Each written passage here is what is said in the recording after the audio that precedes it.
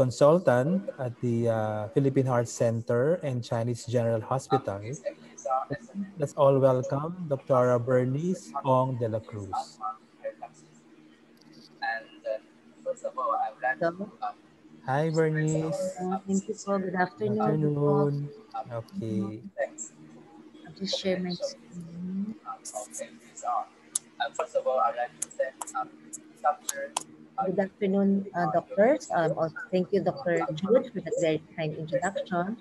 So magandang hapon po sa inyong lahat na nanonood sa atin this afternoon.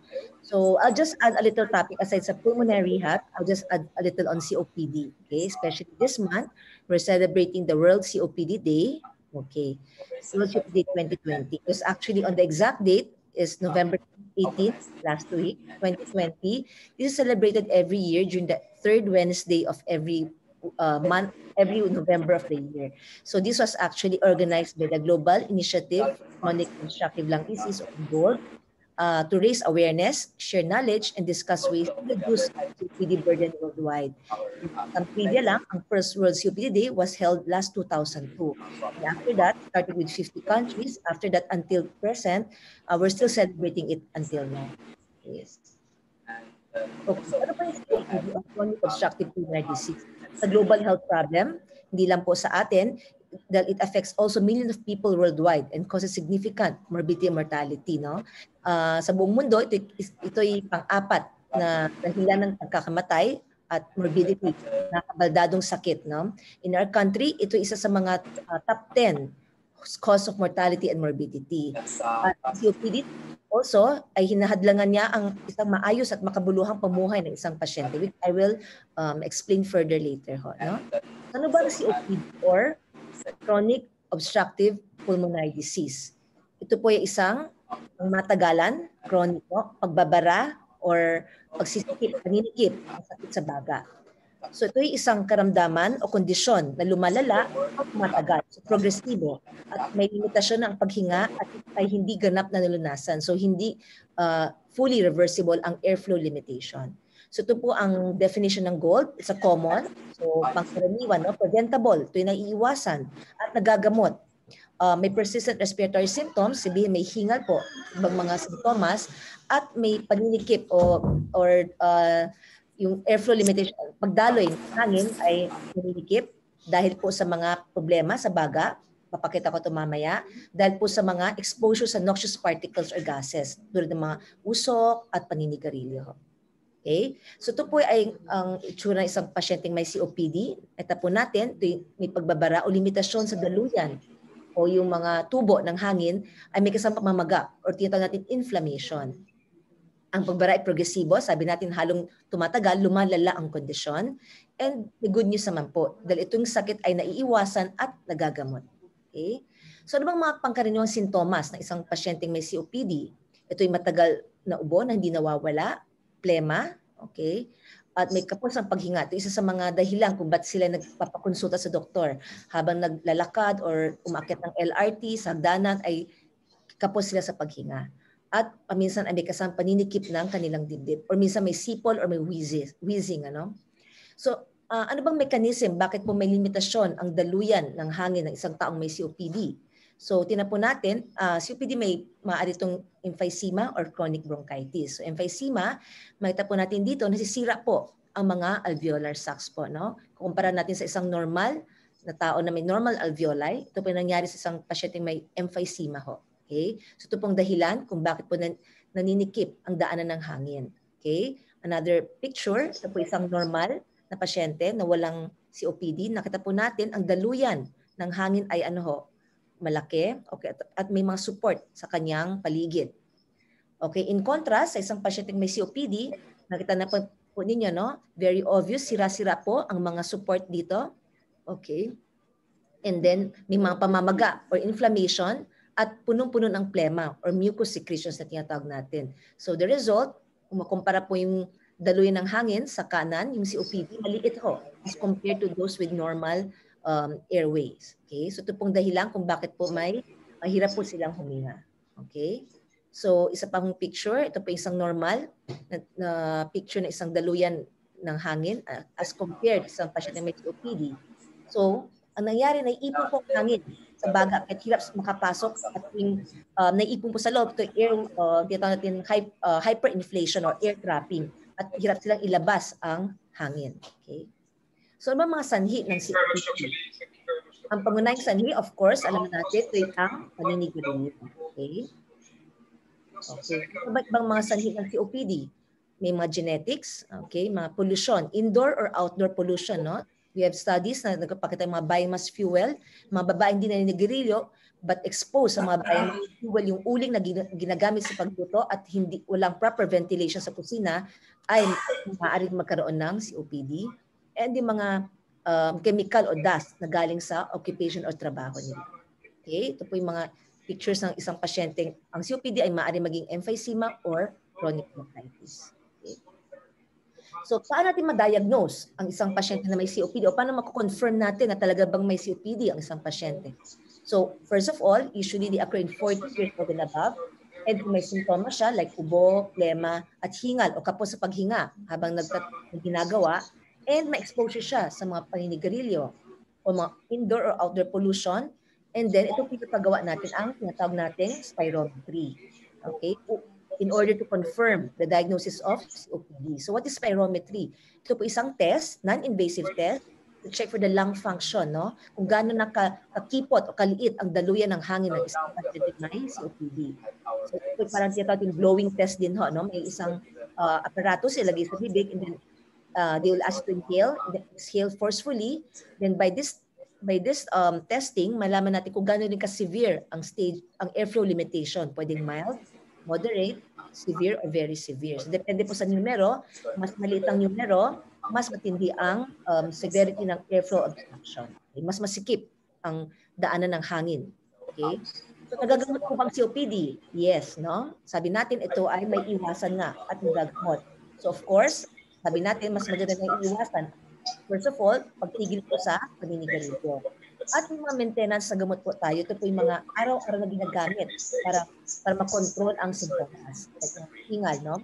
Mga plema, mga bronchodilator. Comes in different form. May mga dry powder, mga inhaler o nebulizer. Okay? Mga inhaled corticosteroids. At yung mga rescue medications din po tayo. Ito yung mga stacking, pangdalian, panlunas ng or pahinga, no? So, mga different types of COPD medications, pwedeng maintenance medication, yung regular na ginagamit araw-araw upang makontrol ang sintomas and also ma-prevent ang atake or exacerbation. Reliever medication, pandali ang ginagamit para magkaroon ng lunas agad hirap na. And therapy medication, ito yung atake. So ito po hindi araw-araw ginagamit ko, no? Ito yung mga antibiotics, mga steroids na ginagamit upang masupo or makontrol ang exacerbation ng isang COPD. So, habang lumala ang isang COPD, maaaring dagdagan ang mga gamot niyo ng inyong okay, so at may ibang gamot, vaccination, bakuna, meron tayong flu, pneumonia vaccine, and also oxygen therapy, long-term oxygen therapy. So just a reminder, ang oxygen po ay isang gamot din ho. Hindi po lahat ng patient ay nangangailangan ng oxygen therapy at may tamang level din po ito, no? May harmful effect po pag sobra po ang oxygen level po. And lastly, pulmonary rehabilitation, which I will discuss, no? It's also one of the non-pharmacologic treatment for patients with COPD. Okay? So my next few slides will be about pulmonary rehabilitation. So ano bang pulmonary rehabilitation? Okay? So pag-usapan natin kung ano ba, what is pulmonary rehabilitation? Sino pwede mag-enroll sa isang pulmonary rehab? Paano ba ito ginagawa? At bakit natin kailangan ikayatin ang mga ating pasyente na mag-enroll sa isang pulmonary rehab? At kailan dapat i-refer ang pasyente for pulmonary rehab? And lastly, saan ba natin maaaring i-refer ang pasyente natin ng pulmonary rehabilitation? Okay. So COPD, so are there any other options like pulmonary rehab? Can this help also in decreasing mga symptoms, exacerbation, confinement, at mortality ng isang pasyenteng may COPD? Okay, so ano bang COPD or ano bang pulmonary rehabilitation? So ito isang comprehensive intervention base sa isang assessment ng isang pasyente. Okay? Tailored therapies which include but are not limited to exercise training, education, behavior change, may exercise, edukasyon, behavior change upang i-improve ang physical and psychological condition ng pasyente na may chronic respiratory disease. And para ma-promote din sila na magkaroon ng long-term adherence sa mga health-enhancing behavior. Okay? So, ang pulmonary rehabilitation isang programa na hinango sa mga pag-aaral at pag-analitik. So, ito ay may evidence-based po na nakakatulong sa mga pasyenteng may COPD upang guminhawa ang kanilang sintomas, mabawasan ang kanilang hingal, at ma-improve ang kanilang quality of life. Magagawa nilang dati nagagawa nila ho. Hindi magiging sagabal ang COPD para magawa nila ang mga gusto nila ho. So ito ay ibabahagi ang angkop na pagtugon sa physical, emotional, psychological na pangangailangan ng isang pasyenteng may COPD. Tandaan po natin ang isang pasyente may COPD, hindi lang po lungs ang problema, pati ibang katawan ay naapektuhan because of the systemic consequences po nito. So ang typical programa ay usually tatagal po ng 6 to 8 weeks, and then 2 to 3 times a week po ang session ng isang pulmonary rehab. So kapag nakumpleto nila ang programa, ay binibigyan ang mga pasyente ng hakbang kung paano ipagpatuloy ang exercise sa kanilang bahay. Okay? Ito yung mga home exercises. Okay? So ano bang mga goals o layunin ng isang pulmonary rehab? Ito ay para mabawasan ang sintomas ng isang pasyenteng may COPD, such as hingal, mga plema, no? Paghihina, mga deconditioning, no? Optimized functional status para magawa niya mga dati na nagagawa, gawain pang bahay or lumabas at mag-participate sa physical and social activities sa kanilang community. Improve the overall quality of life. And lastly, studies have shown ang pulmonary rehab ay nakakabawas po ng atake. So, maiwasan ang pag-admit ng isang pasyente na may sa hospital due to COPD. So, as a result, reduce ang healthcare costs. Okay? Nakakatipid ang isang pasyenteng may COPD. So, ang primary goal, just like any rehabilitation, is to restore back the patient, no? Ibalik sa isang pasyente ang pinaka-highest na posible niya magawa before na siya sarili niya gagawa, independent function. Hindi niya pinaasa sa isang tao pa. Okay? So, I think that's the term rehabilitation, para ma-restore back, no? Sa dati niyang highest possible level of independent function. So, paano ba ginagawang isang pulmonary rehabilitation? Of course, may mga components ng isang programa. No? Sabi natin, it's a comprehensive. No? So, una, may exercise training. Main or cornerstone ng pulmonary rehab. So, mamaya po papakita ko yung mga pictures. Ano po mga klaseng exercises ginagawa sa isang pulmonary rehab. Okay? Psychosocial support. Okay? Nutritional counseling. Ito paano yung tamang wastong nutrition. Okay? Education, and lastly, outcome assessment. Just check natin kung after ba ng rehab, nag-improve ba? Okay? Nag-improve ba ang mga pagtingal ba niya, yung nagagawa niya dati? So, ito po yung assessment. Okay. So, paano ba natin ina-assess ang isang pasyente? So, symptom. So, pagpasok ng isang pasyente, in-evaluate natin ang kanyang hingal, no? Yung questionnaires po. Ito yung binibigay. Malaman kung gano'n siya hingal. At nabawasan ba ito after ng rehab niya. Performance evaluation. Sa bahay, anong kaya niyang gawin?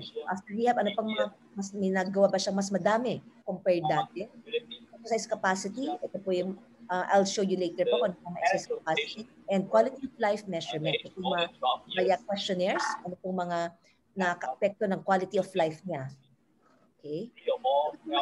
Test for the exercise capacity. It could be a 6-minute walk test, simple test. Papalakarin kayo ng 6 minutes. Sa loob ng 6 minutes, isang hallway, kung anong mararating ninyong distance sa loob ng 6 minutes. Okay? Very simple way to check your exercise capacity. And may mga high-tech din po na tinatawag na cardiopulmonary exercise test. Parang treadmill po to, gano'n ka patas na patas yung level ng hirap to see kung hanggang ang kaya na. So this will done before and after the pulmonary rehab. See kung may improvement ba ang exercise capacity ng isang pasyente sa pulmonary rehab. Okay, so ito mga kinds of exercises po, no? Sabi natin, both upper and the lower extremities are being exercised. Okay, bakit ho? Siyempre, naglalakad tayo, so yung mga treadmill, Or pag hindi po kayo ng treadmill, medyo may arthritis, you could also use the cycle or yung bicycle, stationary bike as a form of exercise ng mga legs natin. For the upper naman, very important din. Bakit? Dahil ang mga karamihan ng mga gawaing pambahay or activities of daily living ay ginagamit natin ay ang mga upper extremities o mga kamay ho. Like naliligo, kumakain, nag-toothbrush. So this should also be strengthened. So to pamamagitan ng mga exercises, repeated exercises, improve the strength, okay, sa mga weights. Dahan-dahan po ito tinataas po natin habang tumatagal. Also cycle ergometer, okay, mga endurance. Usually, sa simula, pag ina-assess po natin sa isa mga pasyente, usually would start at 10 to 15 minutes, and then gradually progressing until 30 minutes po. Okay? So bukod po sa exercise, tinuturo po natin mga breathing techniques para mabawasan ang kanilang hikal. No? So habang naggagawa ng trabaho or mga posture na magawa nila upang mabawasan ang kanilang breathlessness. So tinuturo po natin mga patient. Sinasabay po natin sa kanilang mga exercises po ito. Okay? And edukasyon. Okay? So it's one of the core component of a comprehensive pulmonary rehabilitation. So dito, sa simula pa lang, lahat ng topics in-encompass namin po. No? So, time of diagnosis, education about your lungs, mga gamot, mga exacerbation, paano mag-cope up, mga exercises, until how to plan. After, is malala na yung sakit. So how would you plan for your life? Okay? So education is a shared responsibility among the patient, family members, their support team nila, the doctors, specialists, and other healthcare providers. So this pwede po parang hindi lang po classroom type, sometimes one-on-one din po ang mga pasyente po namin. Depende po sa kanilang needs. Okay? About psychosocial support. So i-evaluate po natin ang mga psychosocial component ng isang pasyente. Why? Specialty care setting and the cross-patient yan, narinig sa so the educational of 32% of patients have a high school education and the 30 growing as a the trend were generally comparable across primary and the specialty care setting and the cross-patient and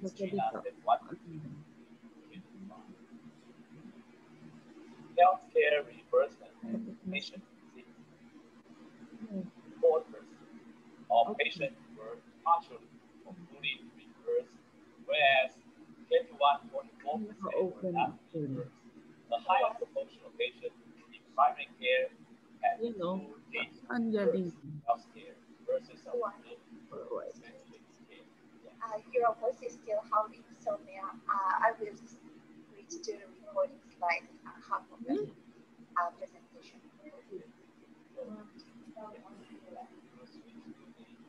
Recording.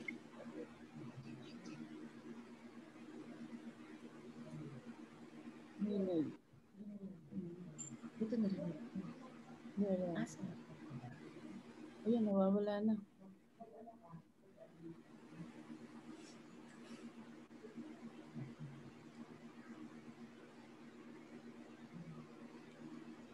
Ayan, nawawala na.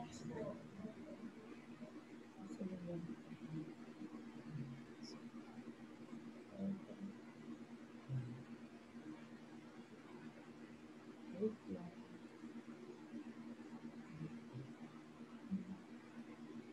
Ayan, nawala na siya.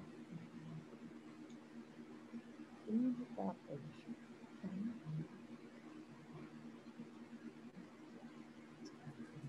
Yeah.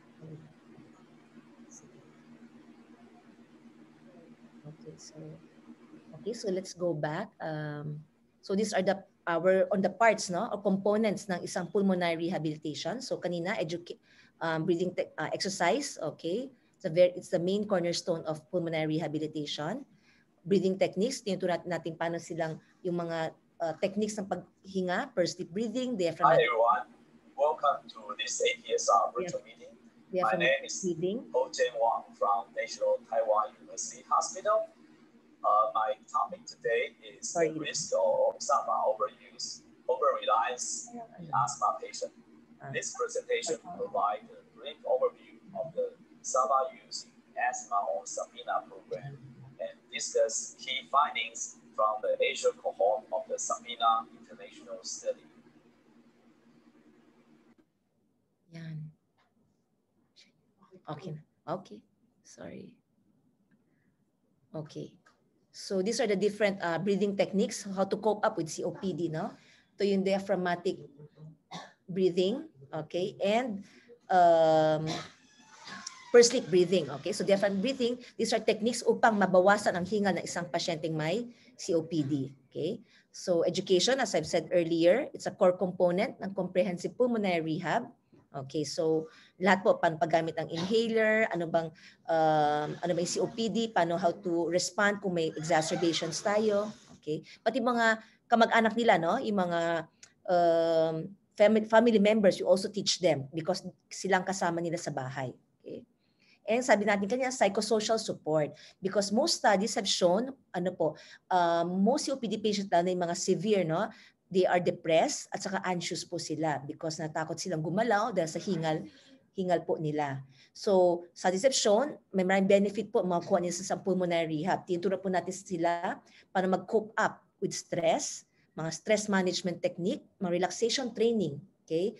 And nakakatuwa po kasi minsan po nagkakaroon sila ng parang bonding din po, no, sa mga kapwa nilang mga COPD patients, then they share their experiences, kung anong ginagawa nila, and parang they have their own little family po. So pag may birthday, we have some little celebration. So this is parang support system din po nila, okay, as a patient with COPD. Okay?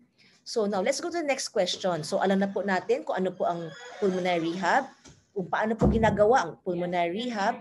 And next, sino po ba ang maaaring i-enroll natin sa isang pulmonary rehabilitation? So isang pulmonary rehab should be considered for all patients who have persistent symptoms, limited activity, or unable to adjust to illness despite otherwise optimal medical management. Okay? So ito is also sa ibang bansa, ito ay part ng evaluation. No? So kailangan mag-pulmonary rehab bago mag-lung transplantation or lung volume reduction surgery. Okay? So isang pulmonary rehab ay may be of value to all patients kung meron po silang respiratory symptoms, chronic respiratory symptoms associated with diminished quality of life. Okay, so hindi lang po COPD actually ang maaari. Although most of our patients are COPD, ito ay maaari din po sa mga patient na may asthma, mga interstitial lung disease, bronchiectasis, mga obesity-related respiratory diseases, may lung cancer, thoracic cage abnormalities, mga may scoliosis, severe scoliosis, or mga selected patients na may neuromuscular diseases. Okay, so ito yung mga maaari pong enroll. So any patients na may chronic respiratory symptoms ay maaari natin i-enroll sa isang pulmonary rehabilitation program. So bakit ba?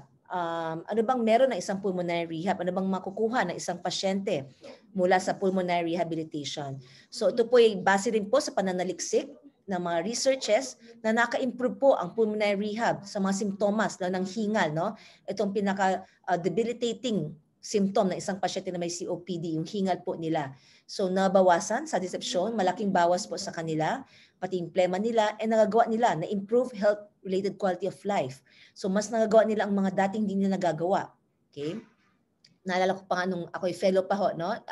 Isang pasyenteng hirap na hirap maglakad na pina-enroll, COPD patient. Actually, naka-cane pa siya noon, no? Pero after that, yung after mag-enroll for 2 months, we could see them na nakalakad na siya mag-isa na without even support o yung cane na yun. So ito yung nakakatuwa din po no, na kahit pa paano nakakatulong po tayo sa isang pasyenteng may COPD. And aside from that, studies have also shown na naka-reduce ang number of hospital days. So sabihin, mas nabawasan ang number of atake or exacerbation ng isang pasyenteng may COPD kapag naka-enroll po sila sa pulmonary rehab. As a result, mas nakakatipid ang ating pasyenteng may COPD. Okay? So, when? So, kailan ba natin i-refer isang pasyente? Maaari sila mag-pulmonary rehab. Wag natin pong antayin na sobrang hinang-hina na isang pasyente bago i-enroll sa isang pulmonary rehab. No? So, even as early as mga, kahit moderate po, no? Pwede natin i-enroll na sila for pulmonary rehab para ma-maximize po ang kanilang ang kanilang quality of life habang maaga pa ho. And then lastly, syempre where? Saan po ba natin sila, ano bang mga ospital na mayroong ganitong programa? So currently, sa ating bansa, there are actually 11 hospitals na nagpo-provide ng pulmonary rehab programs. We have actually 2 sa provinces, one in Cebu, Chongwa Hospital, and also another one in Iloilo. Okay, so the rest are in the National Capital Region. So these are all the pulmonary rehab centers we have in our country. So, okay. So I think that's my last slide. Salamat po sa inyong pagkinig sa ating usapang pulmonary rehab this afternoon. Okay, maraming salamat, Dr. Bernice, for that comprehensive lecture on pulmonary rehab. So I'm sure yung mga ating mga listeners and followers, especially mga pasyente natin na nakikinig ngayon, nagkaroon sila ng idea about pulmonary rehabilitation. Okay, so maraming salamat. So meron tayong mga ilang katanungan dito na minessage sa atin. So mga gusto magtanong, just feel free to type your questions po sa ating PCCP chat box. Okay? And i-discuss po natin yung, at babagatin po natin yung mga tanong ninyo. Okay. Isang tanong galing kay Mr. Armando Reyes. Doktora, may gamot din po ba na binibigay pa nag-enroll ng pulmo rehab? Okay. Siguro mga additional medicine siguro to, aside from dun sa binibigay ng kanilang pulmonologist, no? Yes. So actually we don't, usually kasi ang nire-refer sa amin, na optimize na po ang medical management. Usually we ask them to continue their mga medications na binigay ng kanilang pulmonologist. Sa amin po, at our end, usually ang exercises po, tamang paghinga, yun po ang mga tinuturo po natin sa aming pasyente. So we usually don't give any additional medications already. More of exercises, education, what else, mga nutritional counseling, may mga psychologists kami na in-invite also for the lecture po. Okay. So talagang very comprehensive ito. Yes. So you mentioned, Doctor, about exercise. No? So can a COPD patient on rehab, halimbawa wala sang session, can engage into mga Zumba, o mga Tai Chi, ayan, di ba? Kasi lalo na ngayon, di ba, may mga nauso, I think sa May Luneta dati, may mga grupo-grupo dun eh. So can they go there, libawang tapos na yung session nila or wala silang session na sa hospital? Ayan. Yes, yes, Doc. We really encourage them, no? Aside kasi yung maganda po, natatranslate po natutunan nila sa rehab as after rehab kasi ito'y programa lang po, no? So it doesn't mean after ka mag-rehab or MWF lang, during the times na walang rehab, we still encourage you to do physical activity. Yes, so like mga Tai Chi, Zumba, and then what else? Yung kakayahan, they know how to, yung intensity nila, no? So yun po, we do encourage them to do physical okay. So yung ano yung kaya lang muna nila siguro, yes. no? Okay. So how long does it take na yung para matapos isang session, Doktora? Usually ang pulmonary rehab typically 6 to 8 weeks po, no? So usually 8 or 2 months. Okay? So sa ibang hospital they have twice a week, sa iba naman 3 times a week, no? Studies have shown the longer, no, ang programa, mas may benefit. Of course, syempre dahil sa financial, syempre kinakat din natin. But what we encourage them is after ka mag-graduate isang programa, you could still re-enroll or sometimes they could enroll you pang per session just to have that to keep them moving yung exercise po nila. Okay. See. Because you mentioned in your lecture na it improves yung mga kanilang mga symptoms, di po ba? Yes. Tapos yung parang yung psyche nila, no, nag-i-improve especially when they see mga colleagues sila na parang may support system during the program. That's true po. Okay. So another question po, can I enroll even though I have diabetes or hypertension? Okay. Yes. Yeah, we have a lot of patients na may mga ibang sakit din po, no? Pwede po. Pwede kahit may diabetes o high blood or dapat ka sabihin ninyo kasi may mga precautions din po kami, no? O may mga sakit sa puso, no? Mga iba post-bypass, they could still enroll sa pulmonary. Okay. Siguro hingi lang sila ng clearance na, Doktora. Yes. Okay. Ito, parang interesting tong question niya. Okay. Can I still engage in sexual activity? Kay Mr. nakalagay Mr. XYZ lang eh. Ayaw sabihin. Siguro pag nag-rehab siya, yung kanyang stamina siguro mababa na. Okay, so for Mr. XYZ, Yes, XYZ. So I presume siguro she's asking kung may COPD. Yes, actually sexual active hindi po hadlang dapat ang isang COPD sa isang sexual activity. Although may precautions kasi actually nile-lecture din po namin yan sa mga pasyente. It's part of our educational topics, sex and COPD kasi may mga techniques po yan no? May mga techniques para less yung hingal po natin. So pwede po. Siyempre may mga precautions like for example, just mga precautions, no? For example, may COPD po tayo, maganda po mag-nebulize muna, gamitin mga gamot, o kung may plema man, maganda mag-bronchial, postural drainage muna. Siyempre, ayaw natin naman na umuubo tayo during the sexual activity. Baka ma-turn off ang ating mga asawa, magalit. No? Okay, kung naka-oxygen man, make sure na naka-tape mabuti ang oxygen kasi ay naman natin nangingitim na tayo habang the sexual activity. So, mga precautions, pero pwede naman po. Okay? Yan. So, ayan. Mr. XYZ, narinig niyo kay Dr. Bernice. Okay, may mga precautions. Okay. Ito. Do may chance po ba, Doktora, na when I enrolled or finished my rehab program, hindi na I will no longer be using my oxygen? No, it's not, no. Hindi po, hindi porket nag-enroll na kayo sa pulmonary rehab at mawawala ng oxygen po ninyo. Hindi. Baka magalit po ang mga pulmonologists sa amin po. So, hindi po. Siguro baka they're thinking na mag-improve na sila. So, off na yung kanilang oxygen. No? Although, ang mga pasyente may naka-oxygen, pwede sila mag-enroll sa pulmonary rehab po. Hindi po porket naka-oxygen na kayo, hindi na kayo pwede mag-pulmonary rehab. Maaari rin po. But you have to tell us para i-adjust po natin mga exercise. Okay. Exercises. Okay. So, para daw po ba itong regular gym lang na nag-workout?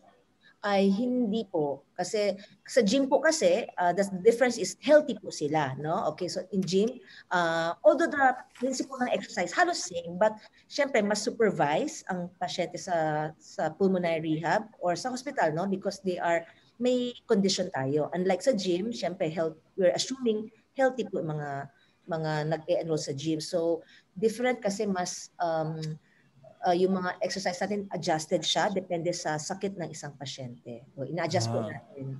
Saka siguro depende rin, Doktora, sa severity ng kanilang lung condition. Yes. Okay. Do all COPD patients needs to be enrolled sa pulmonary rehab? Mas ideally pwede naman, usually based on sa GOLD, usually mga group B, no? Starting group B na patient na may simptomas na hingal, pwede na mag-enroll ho. Okay. Pero siguro sabihan natin yung mga gusto mag-enroll dapat wala ng sigarilyo. Yes. Yes. Kasi pag nagsigarilyo ka at nag-enroll, sayang lang naman. Sayang lang. Parang useless. Okay. You mentioned kanina about yung mga centers who provide these services. Parang one audience is asking how much daw for entire package or session, parang ganyan. Okay. So actually I'm not really very familiar with the actual price, no? So others ranging, I think siguro if I'm not really very sure, no? So it ranges, no? So usually it's a 15,000 package, but to be sure, you could call the number or you could actually PCCP, no? Para ma-connect, or those hospitals na minention ko to connect them for the right price. Baka mali ang masabi at ako magbabayad. Oo. Mapababa. No.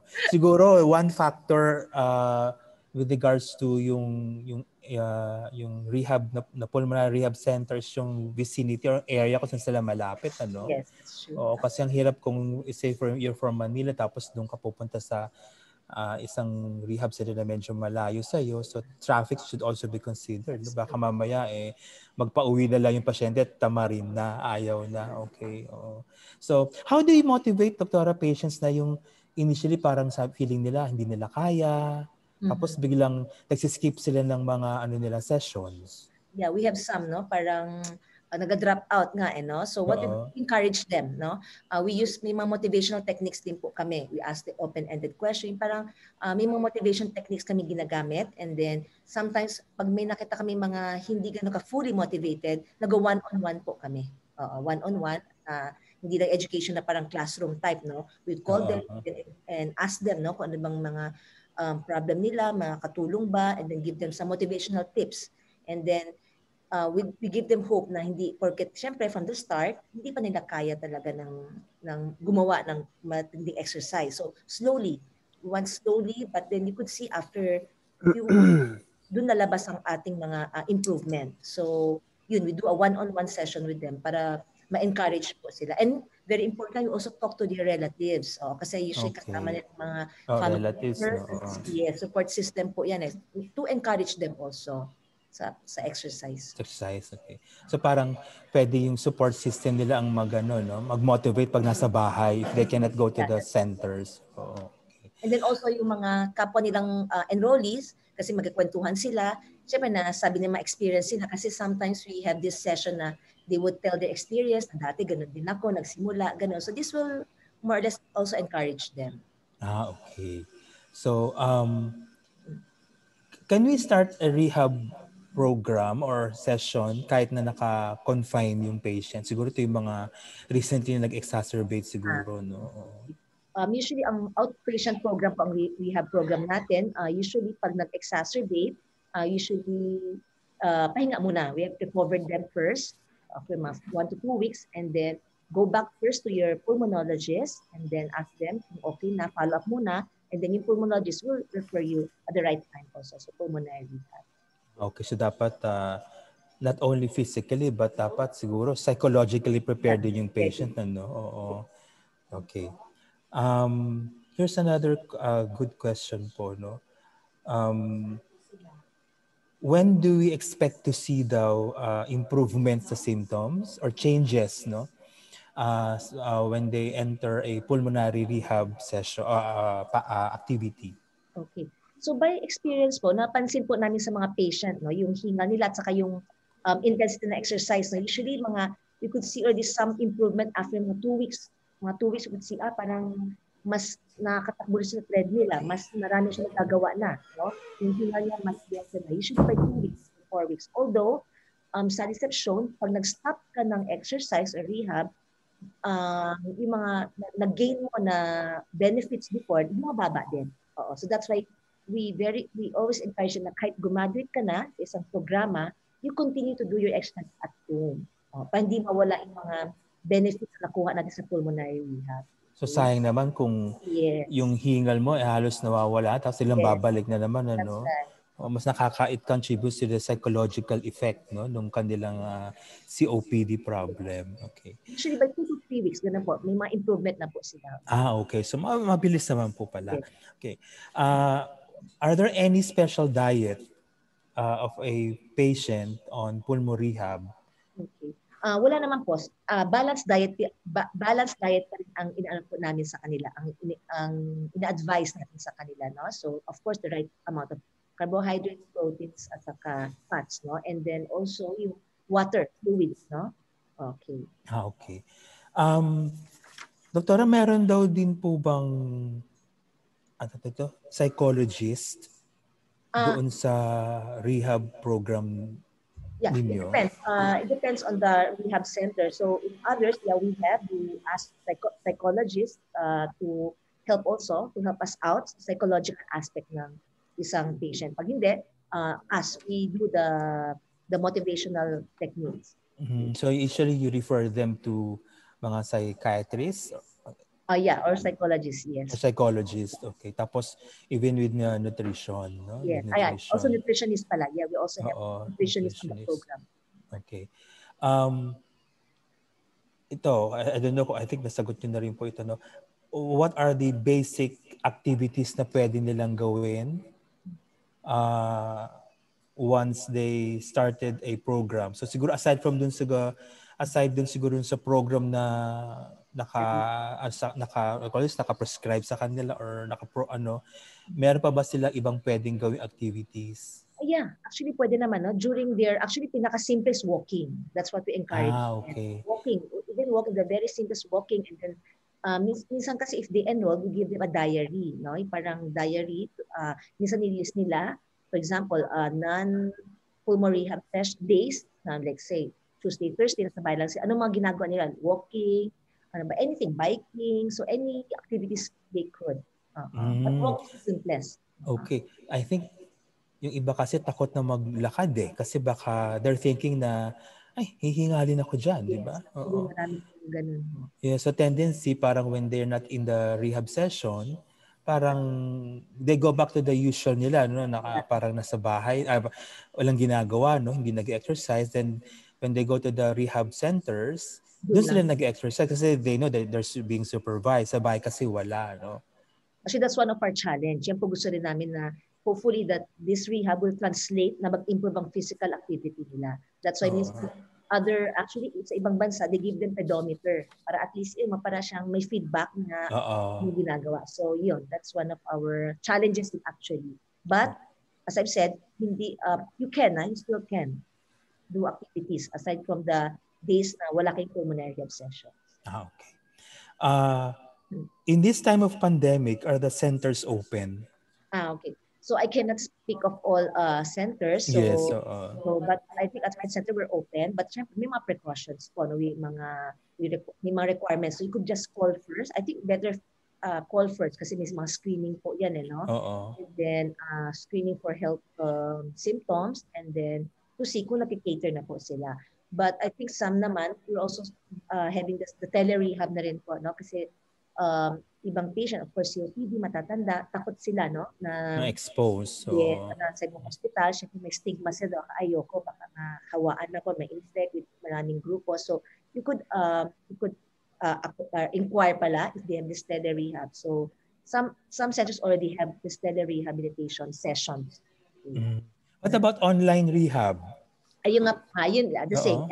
Actually, we're using the Zoom nga during the virtual, parang virtual. Okay. So, parang andun din silang magkakaklase. Kasi if they're going to the center, tapos syempre meron tayong mga rules, so you cannot accommodate yung the usual na sabi natin, mga 10 patients.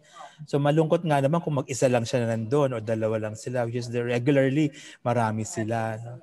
So, at least sa Zoom, nakikita-kita sila, no? Pwede. But you should also ask, kasi not all COPD are eligible kasi syempre may mga limitations in ang virtual or online. Yes, So dapat yung safe ba, yung sa bahay ninyo, number one, may support ka ba, may kasama ka ba, reliable internet, we also require that may blood pressure, pulse oximeter, just to check for the safety of the patient. So parang regular sessions then outside of the hospital. So we need precautions then to monitor mga vital signs. Is very important. Okay. So parang naulit na ito pero sige. Can a patient on oxygen start a pulmonary rehab program? Yes po, pwede ho. Basta bibring kasi if I think some centers naman we have also may mga oxygen naman kami, so you don't have to bring your own, baka maubos. So pwede na. Ubos sa biyahe, no? Ayan. Okay, pwede pala. Okay. May isa, ano ba to? I think natanong na to about the cost. Okay.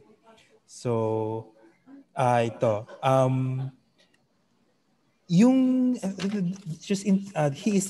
She's interested para sa father niya about yung psychological effect ng rehab. Kasi parang based on her question, parang may nagsabi sa kanya na mawawala daw yung anxiety. Okay. It could help. Yeah, studies have shown isang benefit ng rehab program. Nababawasan. Actually, hindi man totally 100%, but na magiging less anxious sila, mas less depressed sila because siyempre sa hinga nila, they feel na wala silang nagagawa, no? I've seen patients, no, na iba yung mood nila or yung parang attitude nila towards life after rehab. Yes, it helps psychologically into our patients with COPD. Okay. So, yan po, no? Ang dami yung benefits na Yes. makukuha ng pasyente natin pag nag-enroll tayo sa pulmo rehab. So, physically, emotionally, psychologically, and on the side, sexually, di ba? Yeah. Sexually, no? So, I think yung acceptance naman ng pasyente natin about pulmo rehab, medyo okay na, no? Yes. Unlike nung mga una na parang ayaw nila yung mga ganitong klaseng program kasi they have to travel going to the hospital. So once they experience the benefit, I'm sure maganda na yung kanilang acceptance about the program. Okay. So I guess na-maximize natin yung discussion natin, Dr. Bernice. And again, no, you celebrated the World COPD Day, no? Okay, I was there. Tapos nakita ko nga yung mga pasyente na they were really masaya, happy, and they enjoyed no yung mga activities during the World COPD Day. No, it's just unfortunate na online, pero I'm sure hopefully by next year ano na tayo ulit. Live na yung ating magiging World COPD Day. Okay. So with that, I'd like to thank again Dr. Bernice Ong de la Cruz for gracing our 8th watch party and again opening the eyes of our patients, no, on the benefits of pulmonary rehabilitation. And nabanggit naman po ni Doktora, no, yung mga hospitals na meron available ang pulmonary rehab center. So get in touch with the nearest pulmonary rehab center, and of course you need to ask them or inform your pulmonologist. Okay, so thank you very much again, Dr. Bernice. Thank you po, Doc.